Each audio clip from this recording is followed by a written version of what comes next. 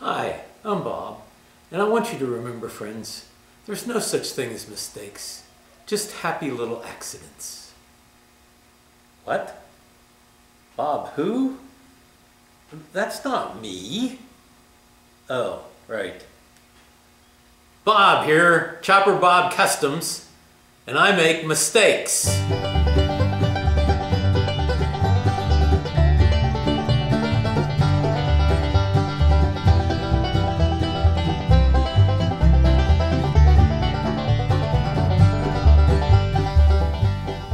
Bob here, Chopper Bob Customs, and yes, I do make mistakes.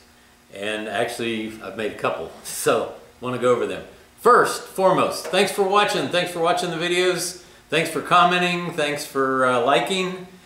Please be sure and subscribe. Set the notification bell. Like the videos. If you got any questions, please ask them in the comment section. I try to get back to everybody.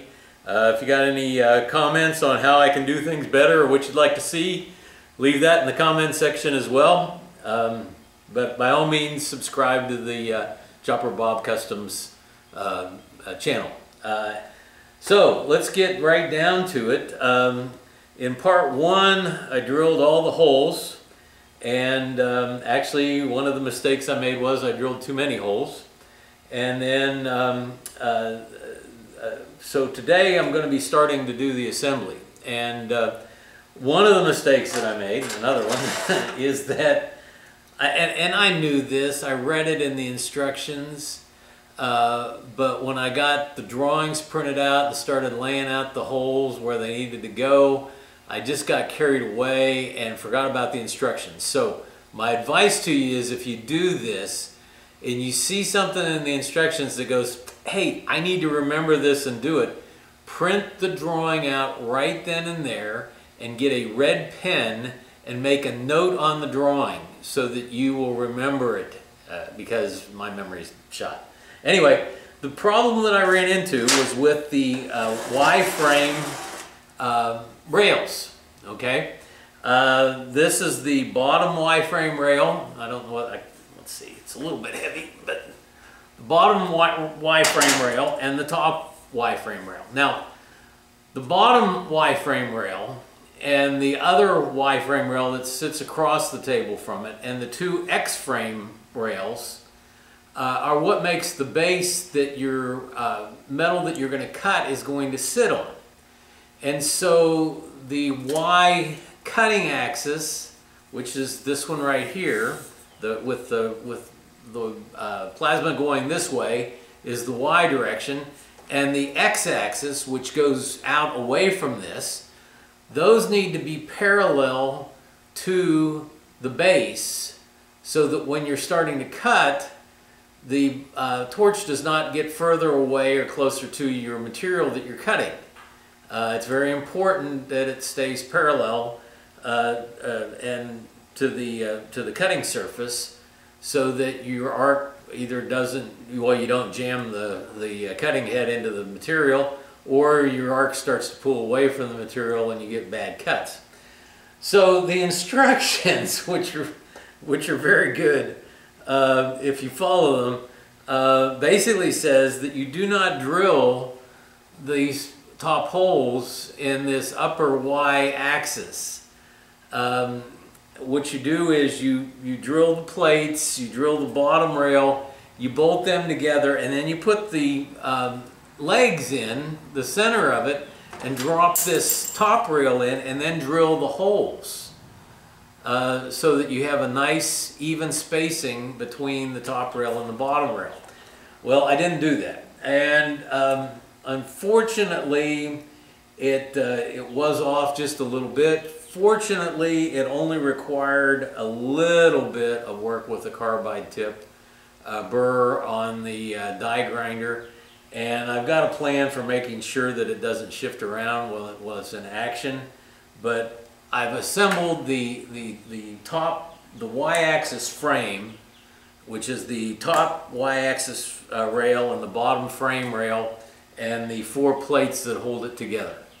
And I've used the legs as spacers so that I know that they're good in parallel and they're the right distance apart. So with that, today we're going to assemble the frame, and that will require I take this leg out. Eventually I'll have to get the other two legs out. Now the one thing that comes with the printed 3D printed parts are these spacers. This is 065 wall tubing, which is very thin, and if you cramp down on it with the bolt, you're going to crush it. And so JD's Garage has come up with this solution. These spacers that are 2 inches long from the back of the head to this face right here, you insert them into, and I've had to do a little bit of cleaning up of the holes to make this work because it's a nice tight fit. And so there you've got the spacers in. I've got all the other spacers in, so now I'm going to move the camera and start assembling the frame.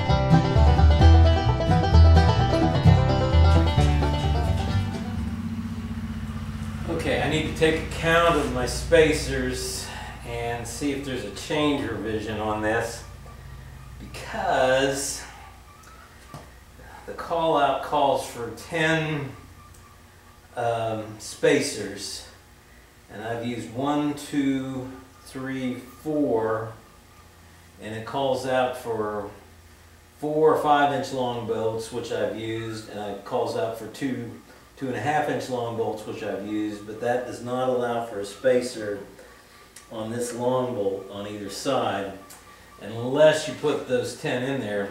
And one of the mistakes I made was this hole right here and this hole right here is not on the drawing. So there's either a change revision, or I missed something, or I found the flaw in the plan. Anyway, what I'm going to do is I'm going to go ahead and continue assembling it and see if I run out of spacers. So,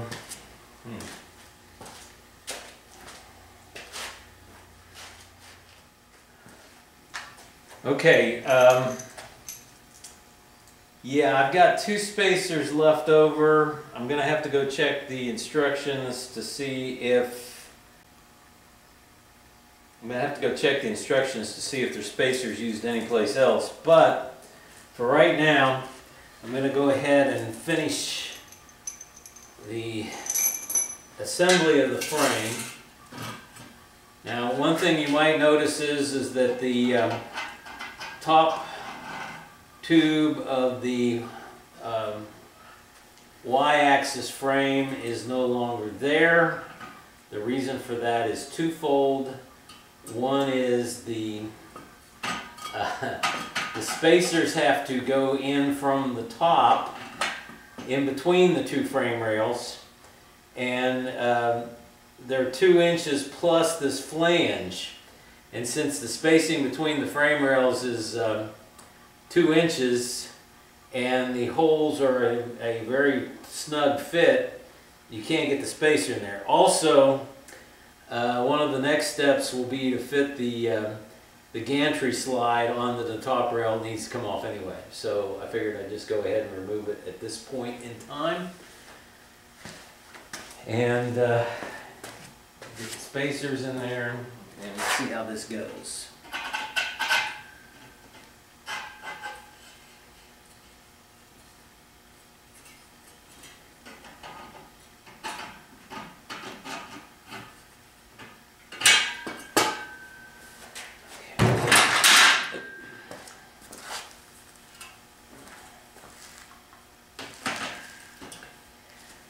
Now the other thing you'll probably notice is there's two sets of holes.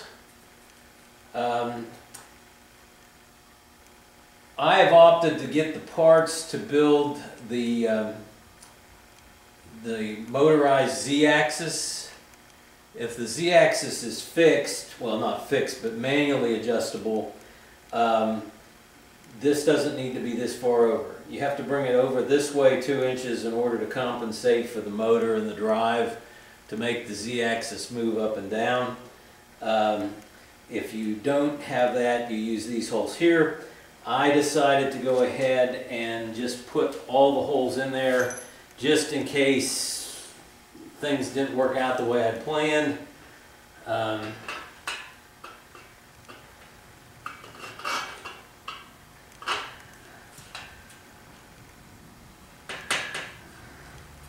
And this way I didn't have to go back and drill holes if I changed course.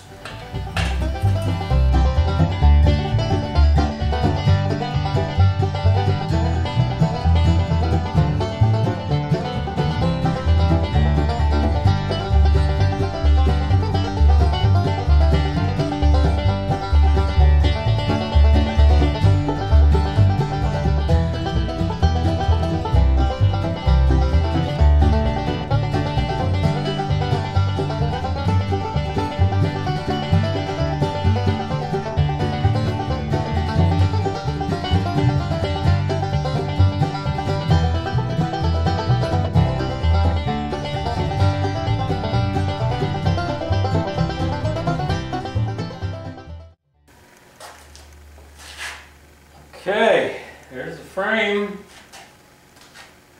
Need to probably check it square.